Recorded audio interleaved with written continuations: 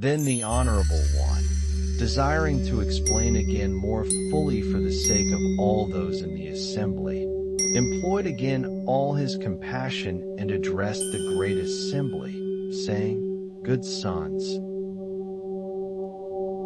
I have constantly said that all you cultivators should carefully examine the basis of fundamentals, so that you will not just cultivate and get no results.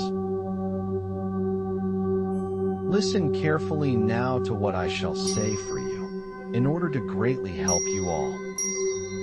Good sons, you should know that all living beings seek to realize samadhi, desiring to transcend the defilements of the world. They should first uphold the pure precepts and keep them perfectly, for this is the clear and unalterable instruction of the first determination. If one's deportment is not pure, one will not attain samadhi. Therefore, one must first uphold the pure precepts.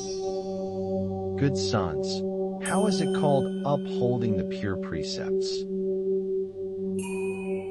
Good sons, if in these world systems, all living beings can cut off the 5 kinds of pungent foods, then such people, in cultivating samadhi, will the more easily be successful. These 5 kinds of pungent foods, if eaten cooked, increase one's libido. If eaten raw, increase one's anger. Even if such people can recite the 12 divisions of the sutras, the gods and immortals of the 10 directions will detest them for their rank odor and will all stay far away. Thus, because of this obstruction, ghosts and spirits will take the opportunity to come and lick their mouths. They will always be thinking of associating with demons, and unknowingly they will destroy the samadhi strength. Defiled blessings arise and confuse and bewilder both body and mind. They will come to enjoy association with those who practice demonic dermis. And because they destroy the seed of Buddhahood, such people will never attain true enlightenment. Therefore, those who cultivate samadhi should permanently cut off the 5 pungent foods, for this is called the clear and unalterable instruction of the first determination. Again, good sons, all living beings seek to realize samadhi, desiring to transcend the defilements of the world. They should cut off thoughts of killing, for this is the clear and unalterable instruction of the second determination. If one's mind is without compassion and one kills living beings, one will not be able to leave the bitter suffering of the world. Therefore, one must cut off thoughts of killing. Good sons, why is it that it is called cutting off thoughts of killing?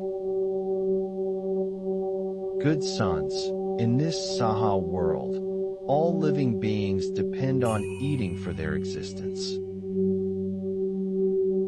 If you do not eat the flesh of living beings, then it follows that you will not cut off their life force.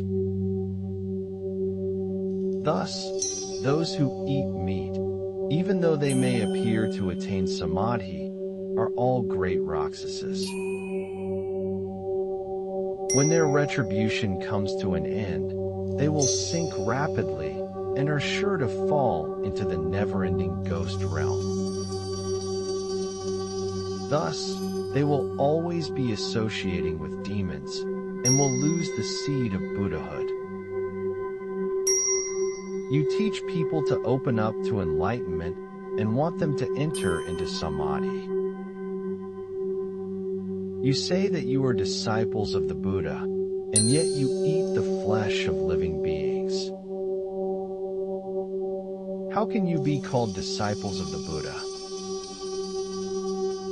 When these people die, they become ghosts who compete with one another in eating flesh. If they are not willing to cut off meat, then you should say to such meat-eating people, "These people cannot possibly be truly liberated. I, the Buddha, tell it like it is. It is my true statement. All Buddhists speak like this. Since that is the case, those who cultivate bodhi should cut off thoughts of killing, for this is called the clear and unalterable instruction of the second determination." Again, good sons, all living beings seek to realize samadhi, desiring to transcend the defilements of the world. They should cut off thoughts of stealing, for this is the clear and unalterable instruction of the third determination. If one's mind is without kindness and one steals other people's possessions, one will not be able to transcend this bitter suffering of the world. Therefore, one must cut off thoughts of stealing. Good sons, how is it called cutting off thoughts of stealing? Good sons, even if it is only a blade of grass or a single thread that you have not given, you should not take it. How much the less can you take the money or property of others? If you take what is not given, then you will not be able to transcend this bitter suffering of the world. You teach people to open up to enlightenment and want them to enter into samadhi. You say that you are disciples of the Buddha, and yet you practice theft. How can you be called disciples of the Buddha? When these people die, they become ghosts who are in constant poverty. I, the Buddha, tell it like it is. It is my true statement. All Buddhists speak like this. Since that is the case, those who cultivate bodhi should cut off thoughts of stealing, for this is called the clear and unalterable instruction of the third determination. Again, good sons, all living beings seek to realize samadhi, desiring to transcend the defilements of the world. They should cut off thoughts of lust, for this is the clear and unalterable instruction of the fourth determination. If one does not renounce lust, one will not be able to transcend this bitter suffering of the world. Therefore, one must cut off thoughts of lust.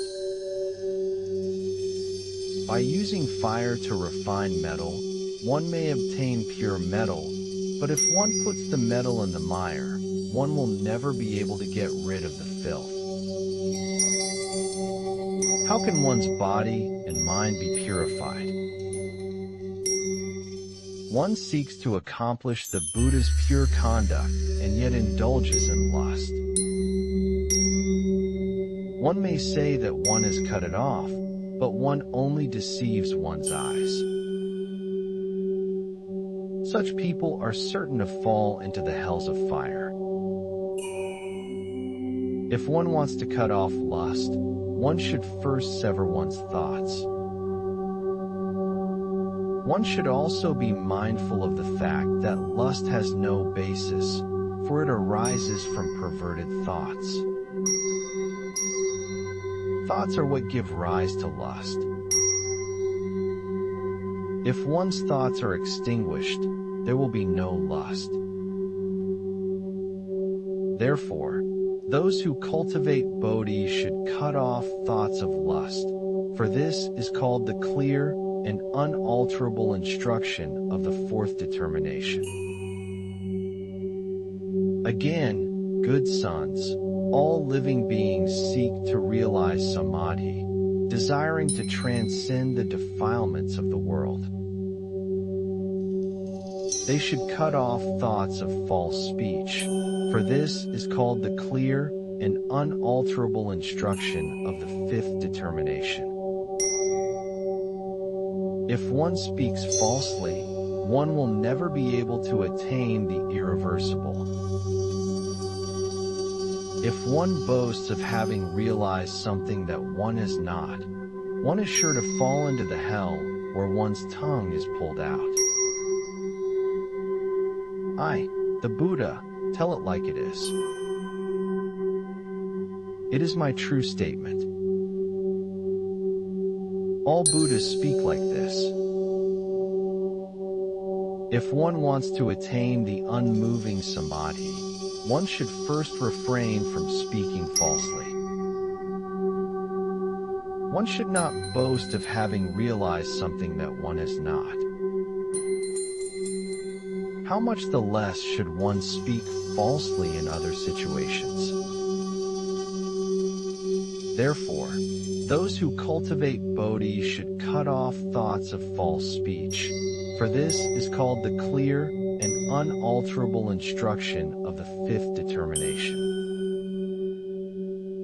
Therefore, you monks should first choose the unalterable disciplines of purity and be especially careful to maintain the pure precepts. You should not allow even the slightest infraction to occur. Only then will you be worthy of being called a disciple of the Buddha. Only then will you be qualified to practice samadhi. Only then will you have the strength to leave the world of suffering. Only then will you not destroy the seeds of the Tathagata. Therefore, you monks should be very careful to maintain the pure precepts. How then should you cut off the 5 kinds of karma that are like heavy obstacles and keep the mind pure and bright so that you can develop samadhi? You should first sever the source of these karmas. What is the source? It is the mind. The mind is the source of all karmas. If you can control your mind, you will be able to control all karmas. If you cannot control your mind, you will be controlled by all karmas. What is meant by controlling the mind? It means not allowing the mind to dwell on any object. It means not allowing the mind to be affected by any thought. It means not allowing the mind to be disturbed by any emotion. If you can do this, you will be able to attain samadhi. If you cannot do this, you will never be able to attain samadhi. Therefore, you monks should be very careful to control your minds. You should not allow your minds to be distracted by external objects. You should not allow your minds to be disturbed by internal thoughts. If you can do this, you will be able to attain the unmoving samadhi. You will be able to transcend the world of suffering. You will be able to realize the ultimate truth.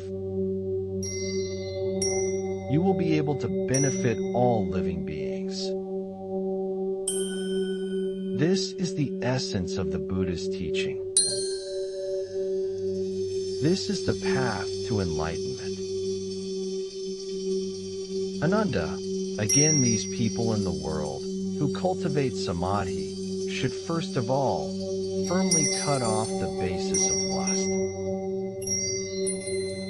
They must first ensure that in regard to all outer forms of lust, such as the acts of sexual intercourse and the wearing of silk and fine gauze garments, they will not bring these things near their bodies. They should not even look at them. Why is that? Because if they bring these things near, it is like using mud to cleanse mud. If those who cultivate delight in lust, then they can never get out of it. Therefore, Ananda, you should teach people in the world that if they wish to cut off lust, they should first cut off their mind's idea of lust. And they should cause them to bring forth the idea that they are repulsed by lust. If they obtain success in cutting off lust, and obtain success in their revulsion towards it, then they will accomplish the Buddha's conduct. They will become as pure as the Arhats, and forever cut off the causes of future existence. Ananda, how do those who cultivate enter samadhi?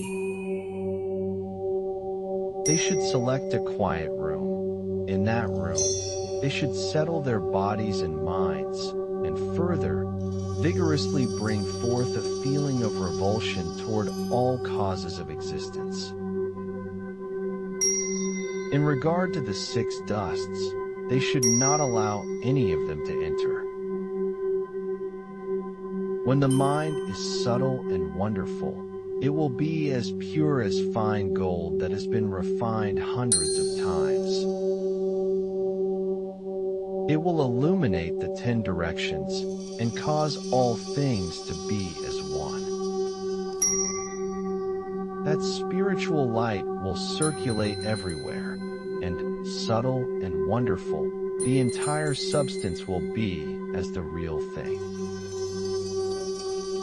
At that time, all the mountains, rivers, lands, and everything outside of the self will become like images in a mirror. Then another thought arises. Why is it that in this enlightened and wonderful enlightenment, mountains, rivers, lands, and all outer objects now arise again? Ananda, the reason that it is so is that true and permanent enlightenment is the wonderful, bright, true mind.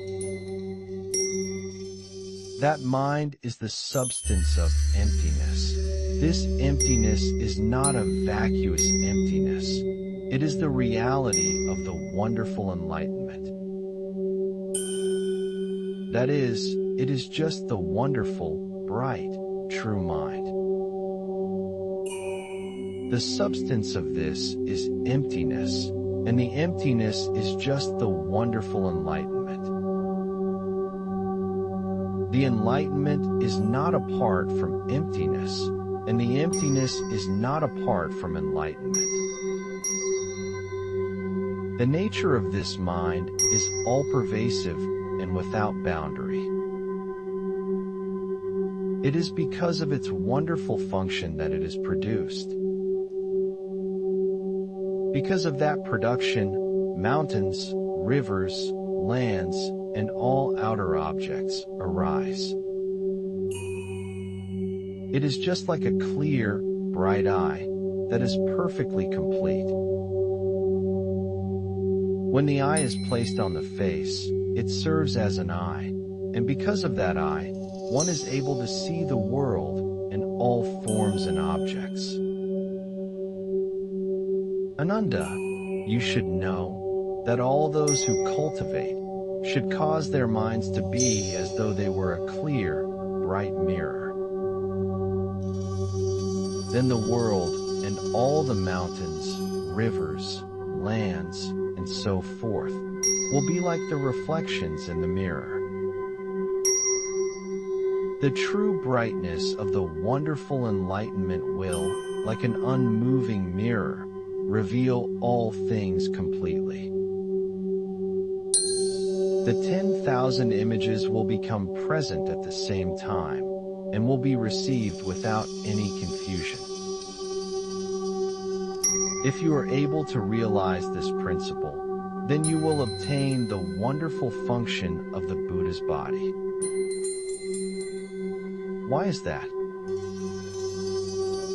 Because when the wonderful function manifests, it is not apart from the enlightenment. That is, it is just the wonderful, bright, true mind. When the wonderful function does not manifest, it is also not apart from the enlightenment. That is, it is also just the wonderful, bright, true mind. The manifestation is not apart from the emptiness, and the emptiness is not apart from the manifestation. The manifestation is just emptiness, and the emptiness is just manifestation. When the 10,000 forms have already been produced, then it is just like a clear, bright mirror that is receiving all of those images. It is not that the mirror goes outside to grasp those images, nor is it that the images come into the mirror.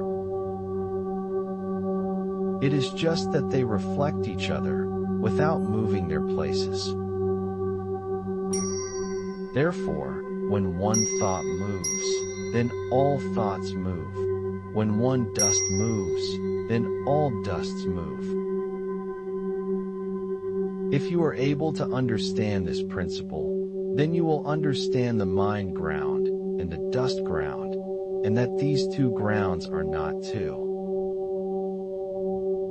If one understands that the mind ground and the dust ground are not two, then one will understand that the 10,000 dharmas are as one. Ananda, again you should teach those who cultivate to be like this. Their minds should be as though they were a bright mirror. When a form comes, then it is reflected, and when a form goes, then the mirror does not retain it. So when the mind comes, then you should know about its coming, and when the mind goes, then you should know about its going. Then your mind will be able to obtain freedom. You should not deliberately seek the wonderful function of the mind, and you should not deliberately seek the realm of the mind. That is because if you deliberately seek the wonderful function of the mind, then you will be obstructed by the wonderful function of the mind. If you deliberately seek the realm of the mind, then you will be obstructed by the realm of the mind. Therefore, you should let your mind be natural, and then it will be without obstruction. Ananda, again you should teach those who cultivate that the cause ground of all sentient beings' upside downness is only the acceptance of coarse thoughts. For example, the bright mirror can reflect forms, and if you use coarse thoughts to grasp at the bright mirror, then you will not be able to see the bright mirror. Therefore, you should use subtle thoughts to investigate the bright mirror, and then you will be able to see the bright mirror. Ananda, what are coarse thoughts? Coarse thoughts are the thoughts of greed, hatred, and stupidity. What are subtle thoughts? Subtle thoughts are the thoughts of non-greed, non-hatred, and non-stupidity.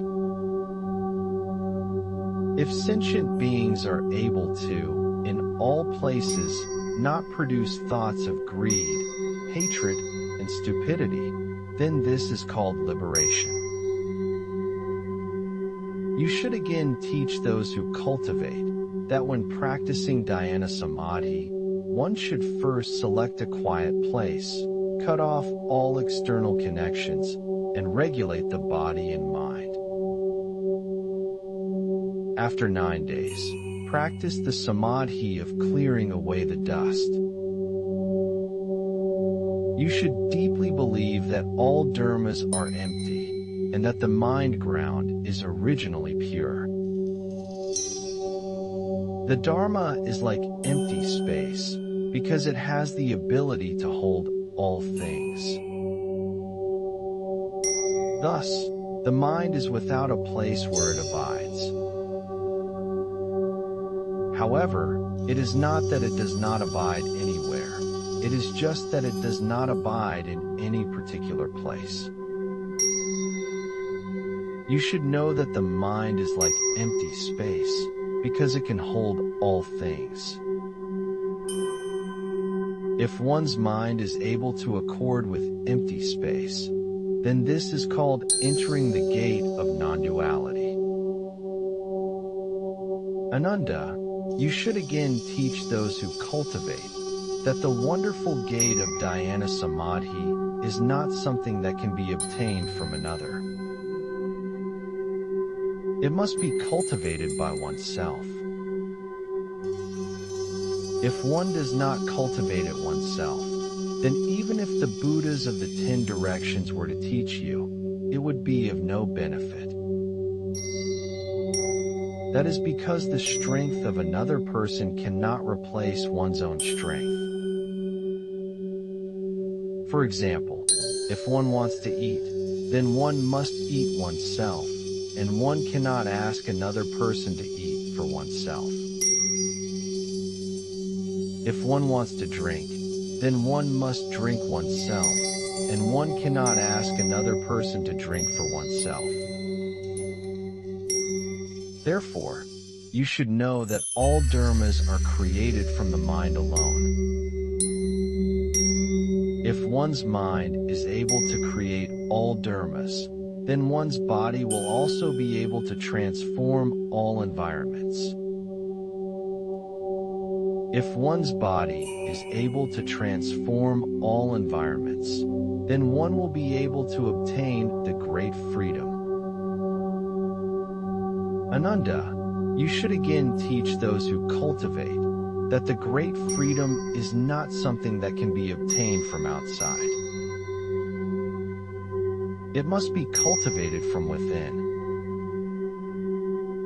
If one does not cultivate it from within, then even if one obtains the position of a universal monarch, it will still be impermanent. That is because the position of a universal monarch is still within the cycle of birth and death.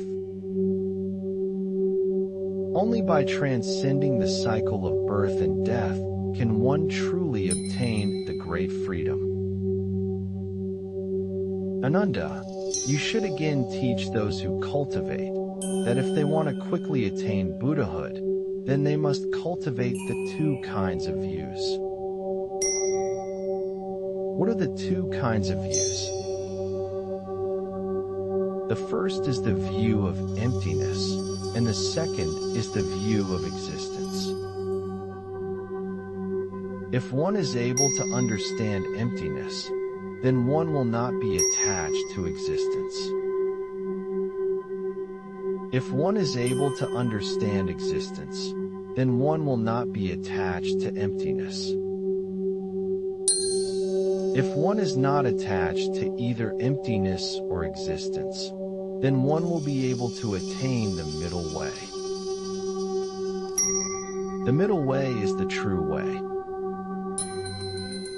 Ananda, you should again teach those who cultivate that if they want to quickly attain Buddhahood, then they must cultivate the 2 kinds of practices.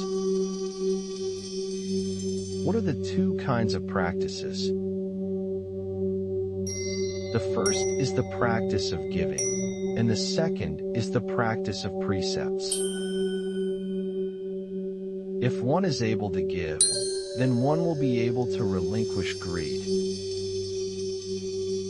If one is able to uphold the precepts, then one will be able to relinquish hatred. If one is able to relinquish both greed and hatred, then one will be able to attain Buddhahood. Ananda, you should know that the Dharma is not something that can be obtained from outside. It must be cultivated from within. If one does not cultivate it from within, then even if one studies the sutras and commentaries for countless kalpas, it will still be of no benefit. That is because the Dharma is in one's own mind. Ananda, you should also teach those who cultivate that they must not be attached to fame and fortune. If they are attached to fame and fortune, then they will be reborn in the realm of the Asuras. Ananda, you should also teach those who cultivate that they must not be attached to sensual pleasures. If they are attached to sensual pleasures, then they will be reborn in the realm of the animals. Ananda, you should also teach those who cultivate that they must not be attached to killing. If they are attached to killing, then they will be reborn in the realm of the hells. Ananda, you should know that the three realms are created from the mind. If one's mind is pure, then the three realms will be pure. If one's mind is impure, then the three realms will be impure. Therefore, if one wants to purify the three realms, then one must first purify one's mind. Ananda, you should also teach those who cultivate that they must not be attached to emptiness. If they are attached to emptiness, then they will fall into nihilism. Ananda, you should also teach those who cultivate that they must not be attached to existence. If they are attached to existence, then they will fall into eternalism. Ananda, you should know that emptiness and existence are not two different things. They are two sides of the same coin. If one is able to understand this principle, then one will be able to attain enlightenment. Ananda, you should also teach those who cultivate that they must not be attached to the self. If they are attached to the self, then they will be reborn in the realm of the devas. Ananda, you should also teach those who cultivate that they must not be attached to non-self. If they are attached to non-self, then they will be reborn in the realm of the arhats. Ananda, you should know that the self and non-self are not two different things. They are two sides of the same coin. If one is able to understand this principle, then one will be able to attain Buddhahood. Ananda, you should also teach those who cultivate that they must not be attached to the past. If they are attached to the past, then they will be reborn in the realm of the pretas. Ananda, you should also teach those who cultivate that they must not be attached to the future. If they are attached to the future, then they will be reborn in the realm of the hungry ghosts. Ananda, you should know that the past and the future are not two different things. They are two sides of the same coin. If one is able to understand this principle, then one will be able to attain liberation. Ananda, you should also teach those who cultivate that they must not be attached to the present. If they are attached to the present, then they will be reborn in the realm of humans. Ananda, you should know that the present is the only reality. If one is able to live in the present moment, then one will be able to attain peace. Ananda, you should also teach those who cultivate that they must not be attached to anything. If they are attached to anything, then they will be reborn in the realm of samsara. Ananda, you should know that everything is impermanent. If one is able to understand this principle, then one will be able to attain nirvana. Ananda, you should know that the Dharma is not something that can be taught. It must be realized within oneself. If one is able to realize the Dharma within oneself, then one will be able to attain Buddhahood. Ananda, you should also teach those who cultivate that they must cultivate the four immeasurable minds. What are the four immeasurable minds? The first is loving kindness. The second is compassion. The third is sympathetic joy. And the fourth is equanimity. If one is able to cultivate the four immeasurable minds, then one will be able to attain Buddhahood. Ananda, you should know that the four immeasurable minds are the foundation of all virtues. If one is able to cultivate the four immeasurable minds, then one will be able to benefit oneself and others. Ananda, you should also teach those who cultivate that they must cultivate the six parmithas. What are the six parmithas? The first is giving.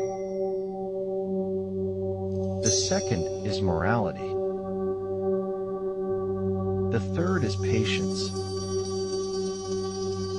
The fourth is vigor. The fifth is dhyana. And the sixth is prajna. If one is able to cultivate the six parmithas, then one will be able to attain Buddhahood. Ananda, you should know that the six parmithas are the path to Buddhahood. Ananda, you should also teach those who cultivate that they must cultivate the 37 limbs of enlightenment. What are the 37 limbs of enlightenment?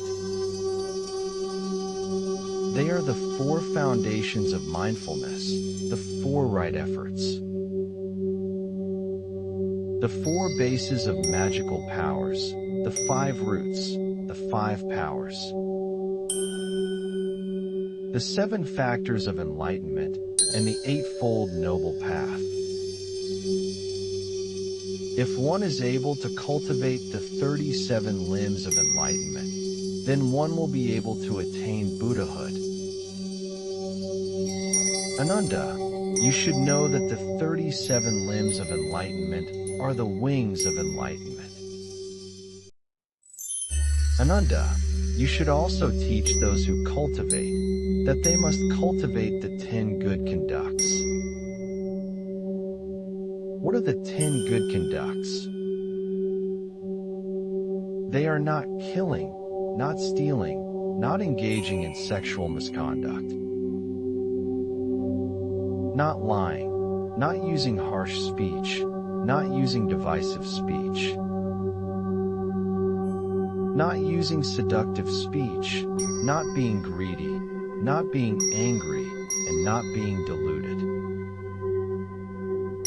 If one is able to cultivate the 10 good conducts, then one will be able to attain Buddhahood. Ananda, you should know that the 10 good conducts are the foundation of all good dharmas. Ananda, you should also teach those who cultivate that they must cultivate the three refuges. What are the three refuges? They are the Buddha, the Dharma, and the Sangha. If one is able to take refuge in the three jewels, then one will be able to attain Buddhahood. Ananda, you should know that the three refuges are the gateway to Buddhahood. Ananda, you should also teach those who cultivate that they must cultivate the precepts. What are the precepts? They are the guidelines for moral conduct. If one is able to follow the precepts, then one will be able to attain Buddhahood. Ananda, you should know that the precepts are the foundation of all good conduct. Ananda, you should also teach those who cultivate that they must cultivate samadhi. What is samadhi?